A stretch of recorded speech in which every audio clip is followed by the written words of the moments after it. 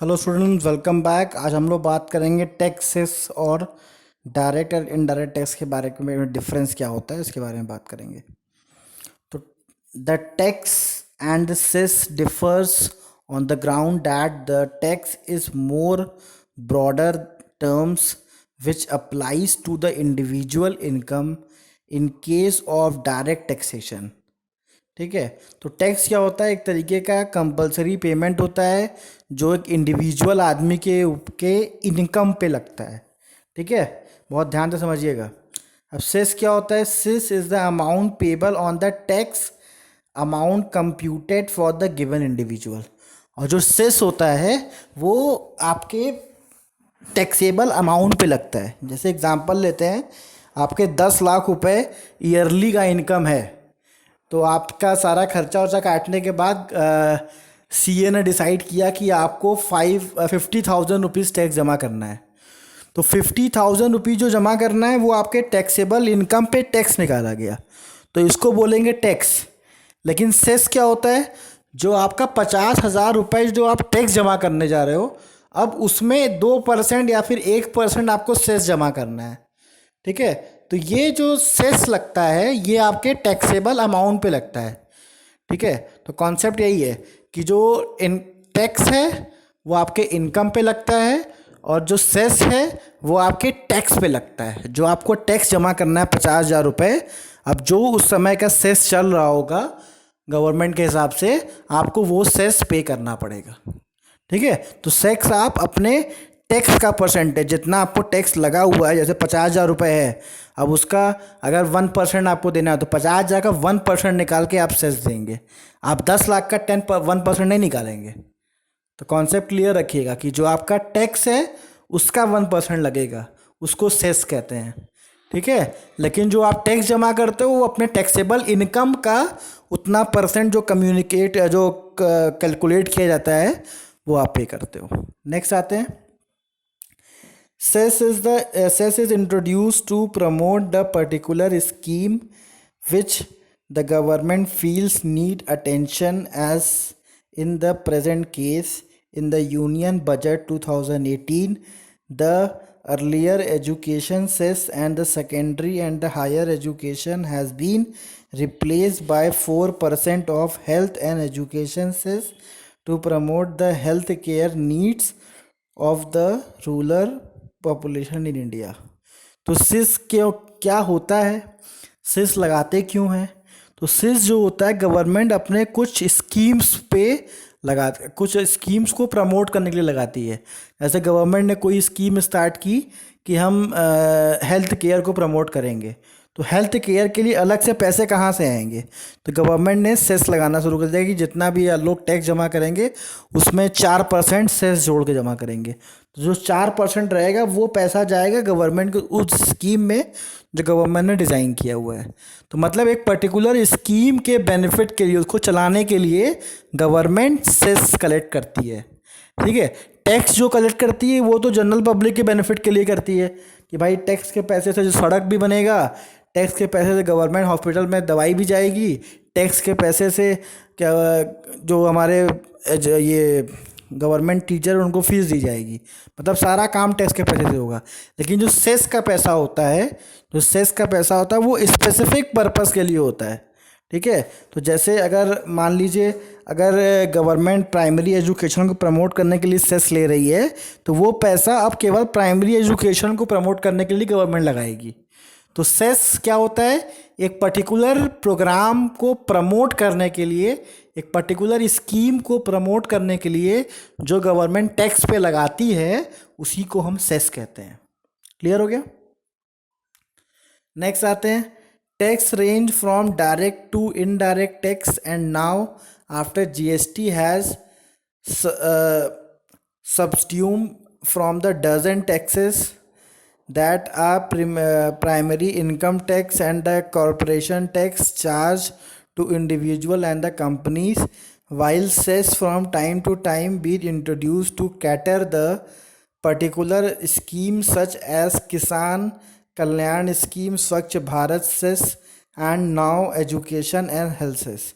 तो इसमें क्या बता रहा है कि जो गवर्नमेंट डायरेक्ट इनडायरेक्ट टैक्स लगाती है वो तो गवर्नमेंट प्राइमरी लेवल पे वर्क करती ही है कि उसको सबके कॉमन बेनिफिट के लिए यूज़ किया जाए, लेकिन जो गवर्नमेंट सेस लगाती है वो अलग अलग स्कीम्स, जैसे किसान कल्याण स्कीम, स्वच्छ भारत स्कीम हो गया, ठीक है, एजुकेशन और हेल्थ वेयर स्कीम हो गया, तो इसके लिए अलग अलग तरीके का सेस लगाती है। ठीक है, किसान कल्याण स्कीम का सेस अलग लग रहा है, स्वच्छ भारत का अलग लग रहा है, ठीक है, एजुकेशन हेल्थ का अलग लग रहा है। तो मतलब कोई जो स्कीम है जिसको गवर्नमेंट प्रमोट कर रही है, जो उसके लिए गवर्नमेंट पैसा लेती है, उसको हम सेस कहते हैं। क्लियर है? अब हम लोग आते हैं डायरेक्ट और इनडायरेक्ट टैक्स को समझने के लिए। ठीक है, तो हमको लग रहा है सेस क्लियर हो गया होगा आपको। ठीक है, अब डायरेक्ट इनडायरेक्ट टैक्स इजी है, एक बार समझ लेते हैं। इम्पोज्ड ऑन इनकम और profit impose on goods and services. मतलब डायरेक्ट टैक्स जो होता है वो आपके कंपनी के प्रॉफिट पे लगेगा या फिर इंडिविजुअल के इनकम पे लगेगा, लेकिन जो इनडायरेक्ट टैक्स है वो आपका गुड्स और सर्विस पे लगता है। ठीक है, ये आप जानते ही हो। Tax payer individual, HUL firms and companies. तो इसमें इंडिविजुअल भी हो सकते हैं, बाकी हिंदू अनडिवाइडेड फैमिली भी हो सकता है। ठीक है, तो इसमें सारी कंपनीज वो सब आएंगे डायरेक्ट टैक्स में। लेकिन इनडायरेक्ट टैक्स में कौन आएगा? And consumer of the goods and services. And consumer मतलब जो उस गुड्स को कंज्यूम करने जा रहा है, ठीक है, चाहे वो अमीर हो चाहे वो गरीब हो, अगर वो उस गुड्स को कंज्यूम कर रहा है तो उसको इनडायरेक्ट टैक्स पे करना पड़ेगा।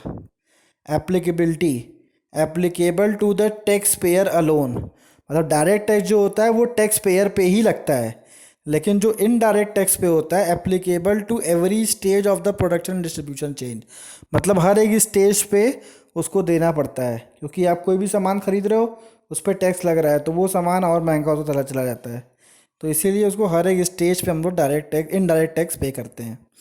The burden false directly on the individual. Direct tax का जो बर्डन होता है वो इंडिविजुअल के ऊपर ही होता है। ठीक है, उसको आप ट्रांसफ़र नहीं कर सकते। लेकिन इसमें क्या है, the burden is shifted to the consumer by manufacturer और सर्विस प्रोवाइडर। तो इनडायरेक्ट टैक्सेस में क्या होता है, वो जो बर्डन होता है उसको हम लोग ट्रांसफ़र कर सकते हैं। जो हमारे दूसरे सर्विस जो दूसरे मैन्युफैक्चर, एक मैन्युफैक्चर अपने एजेंसी वाले को दे रहा है तो उसने उसके ऊपर ट्रांसफ़र किया, एजेंसी वाले ने डिस्ट्रीब्यूटर पे ट्रांसफ़र किया, डिस्ट्रीब्यूटर वाले ने रिटेलर पे ट्रांसफ़र किया, रिटेलर वाले ने कंज्यूमर पर ट्रांसफ़र कर दिया। तो इस तरीके से ट्रांसफ़र होता है। Can be transferred for any one, can not be transfer any one else can be transfer. तो डायरेक्ट टैक्स जो होता है वो ट्रांसफ़र नहीं हो सकता और इनडायरेक्ट टैक्स आराम से ट्रांसफ़र हो सकता है। confined to an entity or individual taxpayer, wide coverage because of all the member of the society are taxed। तो डायरेक्ट टैक्स जो होता है वो बड़ा लिमिटेड लोगों पे लग पाता है। ठीक है, बहुत कम ही लोग होते हैं जो डायरेक्ट टैक्स पे करते हैं, बहुत ही कन्फाइंड लोग होते हैं, बहुत ही कम लोग होते हैं। लेकिन जो इनडायरेक्ट टैक्स होता है ये अनलिमिटेड, मतलब आप कोई भी सामान खरीदो, छोटे से छोटा बड़े से बड़ा सब पे टैक्स लग रहा है। तो ये ज़्यादा लोगों से टैक्स वसूलने का सबसे आसान तरीका इनडायरेक्ट टैक्स ही होता है। ठीक है, क्योंकि उसमें क्या होता है कि आप अमीर हो चाहे गरीब हो, आप सामान खरीदो तो टैक्स दे रहे हो, तो इसमें टैक्स चोरी भी नहीं हो पाती अच्छे से। ठीक है, high administrative cost and exemption, lesser administrative cost because of stable and convenient collection. अब डायरेक्ट टैक्स में देखिए एडमिनिस्ट्रेटिव कॉस्ट बढ़ जाती है और लोगों को एग्जम्पशन भी देना पड़ता है, क्योंकि डायरेक्ट पैसा वसूल रहे हैं तो आपको उनको अलग अलग एग्जम्पशन देना पड़ता है। लेकिन इनडायरेक्ट टैक्स में ऐसा कुछ नहीं है, कोई एग्जम्पशन नहीं है। जो आप सामान खरीद रहे हो अगर उस पर टैक्स लग रहा है, आप अमीर हो गरीब हो उससे कोई मतलब नहीं, अगर आप वो सामान खरीद रहे हो तो आपको टैक्स पे करना पड़ेगा। क्लियर है? उसके बाद आते हैं tax evasion possible, tax evasion not possible. तो डायरेक्ट टैक्स में टैक्स इवेशन पॉसिबल होता है, लोग टैक्स चोरी कर लेते हैं थोड़ा सा दिमाग दिमाग लगा के, लेकिन इनडायरेक्ट टैक्स में ऐसा कुछ नहीं है। आप सामान खरीदो, टैक्स दे दिया, आपको पता भी नहीं चलता कितना टैक्स आपने दिया है। नेक्स्ट आते हैं allocative effectiveness. Here the goods allocative effects the since they put less burden on the collection, allocative effects not on the goods as there is those to direct taxes. इसमें क्या बता रहा है कि जो जिसके ऊपर टैक्स लगता है उसके ऊपर जो होता है वो बर्डन होता है, let's put burden on the collection, मतलब यहाँ पे कलेक्शन पे बर्डन नहीं लगता क्योंकि आपके पास टैक्स लग गया है, आप तो जमा करने जाओगे ही। लेकिन यहाँ पे क्या है हमारा डायरेक्ट टैक्स में, इसमें जो गुड्स पे आप जब आप टैक्स ले चुके होते हो लोगों से, तो आपको टैक्स जमा करना कंपलसरी हो जाता है। अगर आप टैक्स जमा नहीं करते हो तो फिर एक आप क्राइम कर देते हो। इसीलिए जो भी लोग गुड्स सेल करते हैं, खरीदते हैं, वो जैसे ही टैक्स वसूलते हैं तुरंत वो जाके टैक्स जमा कर देते हैं गवर्नमेंट को। ठीक है। थैंक यू फ्रेंड्स, हमारे चैनल को लाइक करिए, सब्सक्राइब करिए और शेयर करिए। Thank you.